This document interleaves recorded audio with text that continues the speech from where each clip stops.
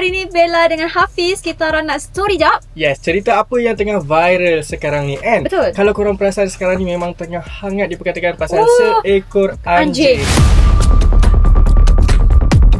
Hangat doa. Ya, betul. Yang bernama Rocky. Rocky, betul. Okey, sekarang ni kalau kita perasan, dah terlalu banyak kisahnya. Bermula dengan yang awal-awal tu. Lepas tu campur dengan yang terbaru. Dia punya viral dia tu macam pergi dek. Betul. So, dia tak menurun. Kita nak recap balik daripada awal. Apa cerita dia ni sebenarnya? Okey, sebenarnya daripada awal ni, owner yang kata dia bela Rocky tu daripada kecil, katanya tak pernah menggigit. Tapi sebenarnya Rocky tu adalah anjing liar tau. Tapi diorang ni macam mana owner dia tu tak mengaku yang Rocky tu adalah anjing dia. Tak, bukan. Kiranya Bukan. Kiranya yang perempuan tu kata itu anjing dia awal-awalnya lah. Tiba-tiba dah viral semua, dia kata bukan anjing dia pula.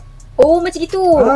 Jadi macam dia tak mengaku lah anjing tu anjing dia. Ya, betul. Sebab mungkin anjing dia tu dah bunuh orang, dah sampai tahap kita pun tak faham kan. cederakan orang. Lepas tu yang viral ni pasal abang penguasa tu lah.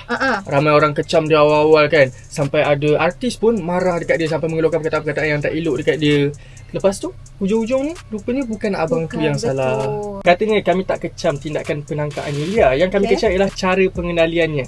Majlis tu tak sepatutnya menjerut leher anjing seperti itu. Tapi kalau kita tengok betul-betul gambar yang kita jumpa ni kan, memang itulah cara untuk pengendalian dia. Betul. So anjing dekat luar ni maybe anjing garang dan berkemungkinan ada rabies. Kalau kan? tengok dekat luar negara pun memang itu adalah cara dia. Ya, betul. Memang nampak macam agak kasar, tapi anjing tu memang kasar.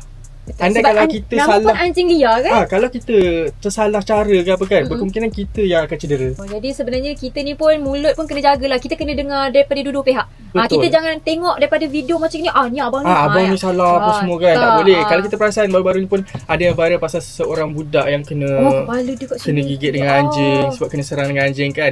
Kalau kita ni betul-betul sayangkan haiwan, sebenarnya kita kena bela. Betul. Maksudnya kita kena jaga, bukan apa orang kata, adopt don't buy. Kalau kita biar anjing tu berkeliaran macam tu kan, banyak lagi orang lain akan cedera. Contohnya macam budak-budak ataupun kucing. Belum lagi dengan penyakit rabies tu. Penyakit rabies tu bahaya tau. Tak boleh, tak ada ubat tu. Janganlah kecam-kecam. Yes. Sebelum kecam, bela betul-betul. Betul. Sebelum kecam, kaji dulu betul-betul. Sure ya tak. Dekat Malaysia ni banyak pencinta. Betul. Pencinta kucing, pencinta anjing. Ayam pun ada juga. Betul. Jadi lembu kita lagi. sama-samalah jaga binatang kesayangan kita Kalau ni kan. kita nak bela betul-betul. Kalau rasa tak nak tu hantar ke tempat yang betul-betul lah. Maksudnya kita janganlah biarkan tepi jalan apa semua, bahaya kesan dia orang. And lagi satu, kalau kita pencinta wanita, jaga elok-elok, okey?